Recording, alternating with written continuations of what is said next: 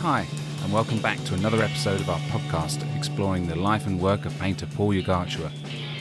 In this episode, we talk to Paul and Joanne about their return to Cannes, coping with Paul's injury, visiting Amsterdam, and that cheeky cane.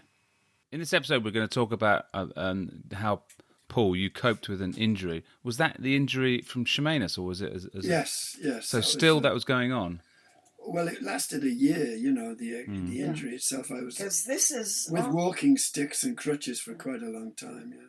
And this is only 3 months after the accident. When we arrive in Amsterdam. I arrived in Amsterdam with crutches, being ferried through all the 13 customs cases. And everything with 13 suitcases and 2 kids.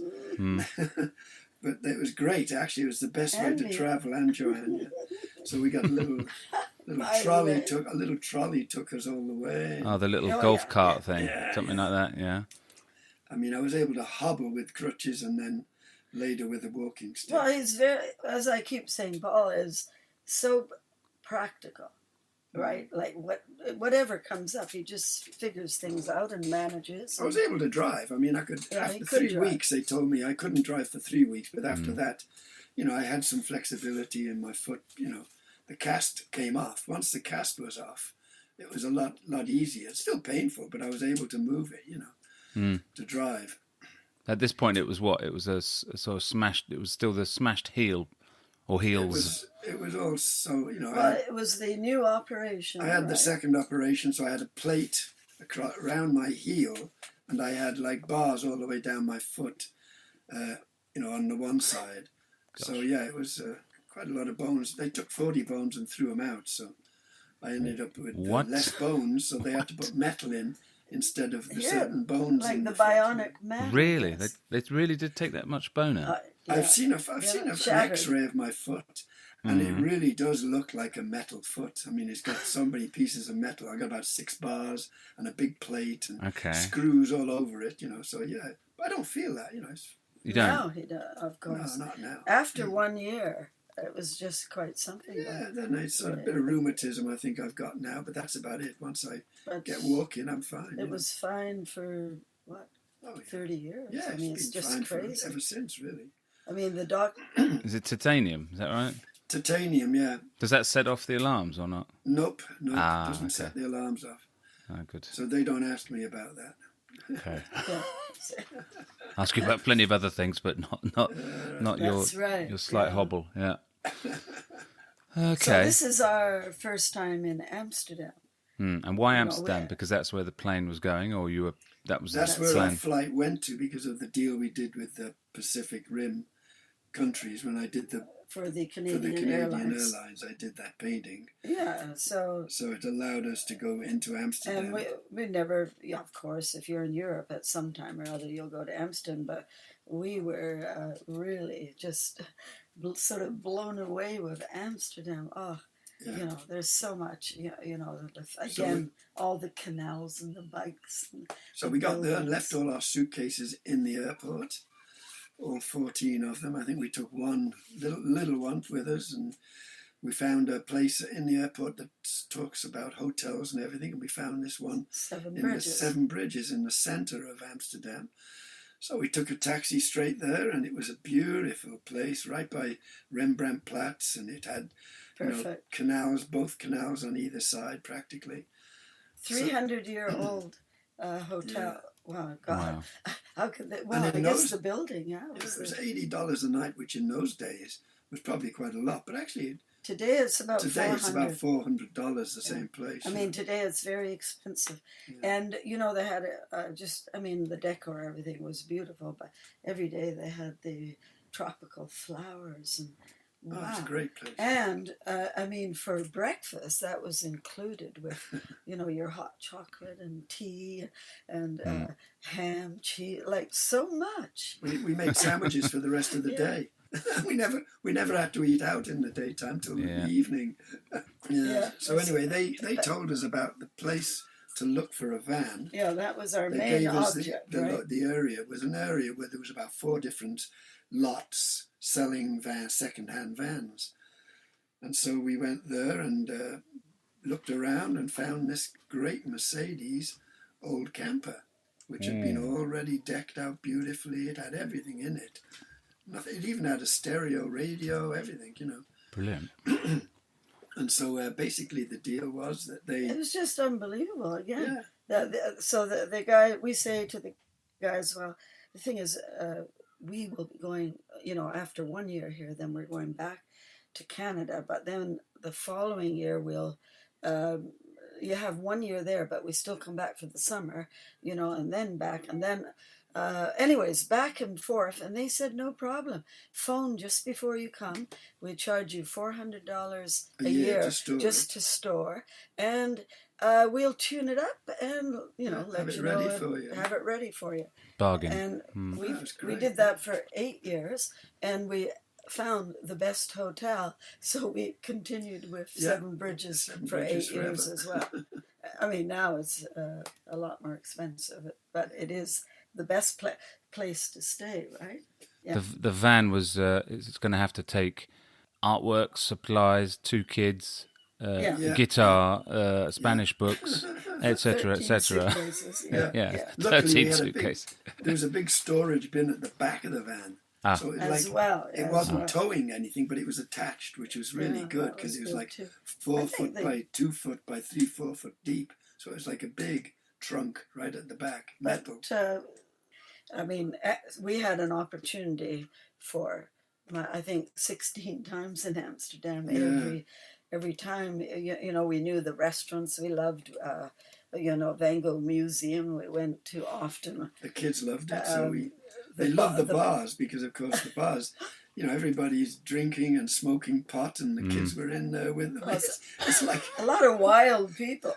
We had one night we were surrounded by drunks and pot smokers, and they were dancing and going crazy. And I said to the kids, I said, all right, what are we going to do tomorrow night? And they both said at the same time, let's come back here, Daddy. Yes. Well, you know, in those days, like Vancouver, were very conservative, and there they had the graffiti buses, you know, things that you don't see anywhere else. And we even staggered in one day. We went into an area, the red zone. We didn't even know. All these women in windows, you know, sitting in the window. And the kids, what are those ladies? Well, Exactly. Tell you when you're 15. 15. Yeah, it's a great place, isn't it? It is really unique, really is. and it's really has a character that unlike anywhere. Really, it's just brilliant. And the bikes and the canals, right? Your canal boats. I mean, that's the it gave mode it of an atmosphere of freedom, a lot of freedom there, you know. Yeah, openness. Never saw a policeman, I don't think, all the time we were there. You know? Don't seem to bother much. I think they're pretty relaxed, don't they? I don't know. Yeah, they've got nothing to do because it's all legal. That's true. Yeah. So we went to the airport, picked the bags up, and then headed south. And we went through the wine country. We went the wine country route. Seems to be which was great because we could stop for lunch and have a glass of wine, and they'd serve you all these little dishes of I don't know if I think they still do it, but where you get your 4 to 5 plates, right? Little plates, which is really nice. Part of the deal, tasting the wine. And then we end up Mandaloo just before Cannes. Just before Cannes, we stopped and we saw this. We stopped for just a coffee or something, and we saw this Mandaloo, and we saw this boat bike, one of these folding bikes, little yacht bikes. Beautiful silver-looking bike in this shop. Okay. And I said, wow. I said, we got to have that for me because I can't walk fast. I can't do anything, you know. With crutches, it's not very nice to be with crutches with them walking beside me, you know. So we ended up buying this little bike, which was an absolute godsend because I used it to actually tow a little truck that I built that I could put my paintings on. I could get to the promenade with it. I could travel around with it and everything. It was really amazing. And you had a little trailer on it, did you, to carry all the stuff? It was actually a converted shopping cart that I could put paintings, so long as they weren't bigger Roll, than like or 2 foot by 3 foot or something like that. I could fit on and the back. then the others would be rolled, right? And then I had rolled up ones. So you just... In the actual box part, I could have stuff down there as well, and I had my easel in there as well. So it was like a complete unit, you know. As we always say, where there's a will, there's always a way. Especially, I mean, hey, survival is the name of the game, so you just figure it out, you know. And we forgot that, Paul. I mean, I don't think we were ever asking how much pain you might have been in. Well, I probably was in certain... Well, you know what? I always say when I'm painting, I don't feel any pain. Yeah. You know, and then Paul actually had not been on the promenade since Tala's birth in 79. So this is... we hadn't been back to Cannes since... And this is 10 years 10 later. years later, wow, yeah. And we are only 1 block from our apartment where she was born. Same artist was still there. The same Patrice was the same guy. Yeah, well, because they'll never leave. It's such... Well, they're on a good number there, you know. Hey, Cannes got to be... You don't have to pay for a permit. The police don't bother you. Yeah. It's perfect. And there's really not that many artists at that time. I was going to say, easy enough to get a space. Oh, God, yes, a promenade. I mean, I always went right to the heart of the matter, which was the Carlton Hotel. Some artists didn't want it. They wanted to sort of be a little away from that, you know, but I like to be right where the action was going to be. Otherwise, you know, you may as well just stay at home and paint, you know. Anyway, the little bike helped me because I was able to get out quite often, almost every day. And I used to take the kids to school with all their books tied on the back, and them running alongside of me. They'd be running behind me, and I'd be pedaling like crazy. And I had white pants and a white shirt, so that's what I painted in all the time. Yeah. And when one day, one of the kids in school said to Tala, "Is that man on the bike? Is he your servant?" And I said, "You should have said yes, Tala." And I said, "No, it's our daddy." No, it's our dad.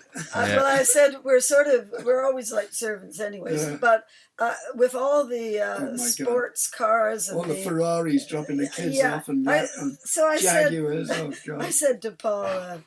Well, it's understandable that they're going to think, you know. Well, obviously they paid more attention to my little bike than they did the cars. Yeah, they noticed you. They noticed me. Well, you're sure different, that's for sure. Oh, God, it was funny. Just to give us listeners a bit of a clue as to the geography, it's quite small, isn't it, Cannes? It's pretty. Yes. It's not. It's a big town. Yeah, it's a big town. Yeah, big town. Not like Nice. Yeah. Nice is more city type. Yeah, it is a city. Yeah. And Cannes is quite small. And it's spread out, or it's elongated from one point to the harbour, to the sort of the harbour. The Croisette and the harbour. That's right. And you're sure within it's about a mile within long. One day you can investigate the whole. Yeah. Even there's walking. only one main street, which is Rue Antibes, where all the great shops and all the famous places are on. Yeah. And the rest, once you get back from that, past the railway station. It's just suburbs. Yes, there's nothing. Yeah, the actual town itself is fairly small, isn't it? And so 3 blocks by about 20 blocks. Yeah, like exactly. Yeah. Well, it's an interesting area, isn't it? Because it's the Côte d'Azur, but it has. I mean, we're not far away from Antibes. Oh. We're not far away from lots of ex-presidents or presidents' residences. We're very close to Nice, Saint-Tropez, Monaco. And then the Italian border. So, I mean, it's an extremely exclusive beautiful kind of area with lots of money about, of course. Lots of money. But Cannes as well, not only the Cannes Film Festival that now is I think it always was, they didn't start the film festival in Cannes until just after the Second World War in 1946. Originally, they were going to do it just after Venice. But because of the war, they didn't, right? Oh, but they end up number 1 in the world, and then you've got Venice, Berlin, and actually then you've got Toronto and Sundance, right? Yeah. So But, you know, the film festival was always there. But then the Mitcom, I don't think that came to 85, right? The entertainment business. And then you ended up with more and more all winter long they had festivals, events, right? festivals, events. So at any given time, there's like 10,000 visitors in town. And I think now with the Cannes, I think it's about 100,000. Oh, now it's even more, crazy. Of course. But when we were there, it was great for me because I'd know what days these events were going